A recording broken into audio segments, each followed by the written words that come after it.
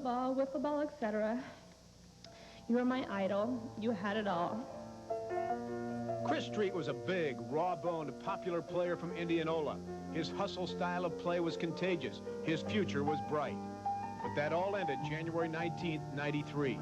Chris Street was killed in a car accident. The coach, the team, the state was stunned. I think Chris represented the intensity of life, the openness of the Midwest, just the ability to get after it. What makes it even worse than the tragedy of any young person being dead is he was the most alive of anybody. I think the players that on the Hawkeye team would understand if I said that if we'd ever taken a vote for most popular Hawkeye, Chris Street probably would have won it hands down. And I think it was just because of the way he played the game. He just came to play every night. The Hawkeyes' first game back was in East Lansing. Nobody was surprised when the Spartans had Iowa down 15 points with 3 minutes left. But something happened. Don't ask what, but something happened. A.C. Earl and Val Barnes led the charge. That one, Barnes got it. Back over the Iowa Hawkeyes. In overtime, the Hawkeyes won it 96-90. What a shot! What a shot!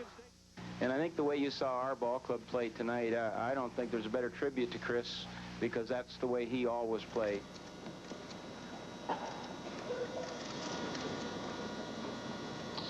Thank you.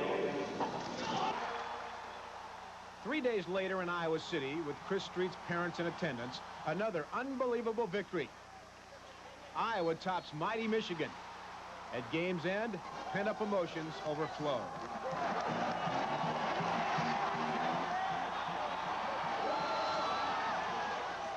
And later, with game ball safely tucked in his right hip, Mike Street talked to reporters.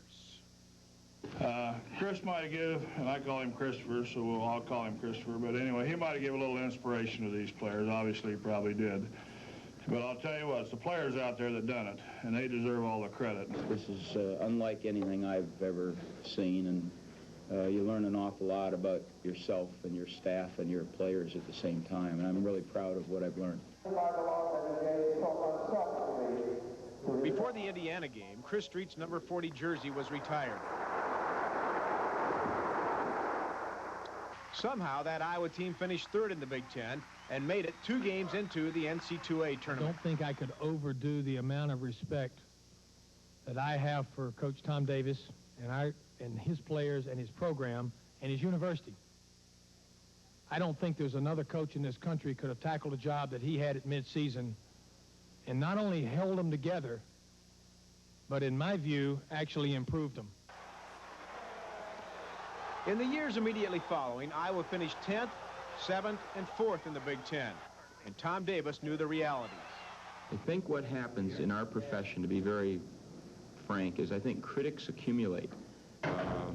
And as a result, the longer you stay, no matter who you are, how good you are, you're going to accumulate a certain number of critics, and then it makes it tougher on us year to year. And then the bottom line is we don't have tenure, that you can be evaluated and released at any time, which is, of course, part of our profession. But the 96-97 season became one of those magical ones. That was the year that Andre Woolridge carried a bunch of young Hawkeyes on his shoulders. They finished second in the Big Ten, winning games no one gave them a chance to win. Coaches, the players, I think they put a team together that's better, having lost more than perhaps any team since I've been in the Big Ten. I told Tom that before the game. On March 1st, a milestone. The Hawkeyes pound Purdue to give Tom Davis his 500th career victory.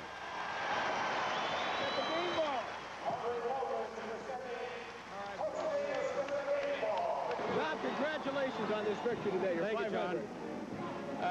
You know, I was happy with the win for a lot of reasons. That was down the list, but still felt awfully good. Wherever I'm at next year, I'll have Coach Davis in the back of my mind yelling at me to do certain things, move without the ball. I never yell at people. Play big.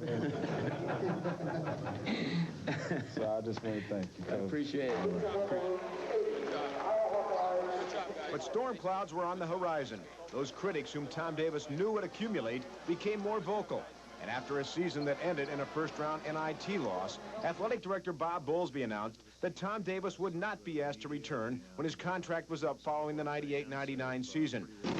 I considered everything, Mike. I don't know that I envisioned this, no. So the die was cast. Tom Davis and all of us knew that 98-99 would be his final go-round as the Iowa head coach. It made for a season of mixed emotions. We'll check it out when we return.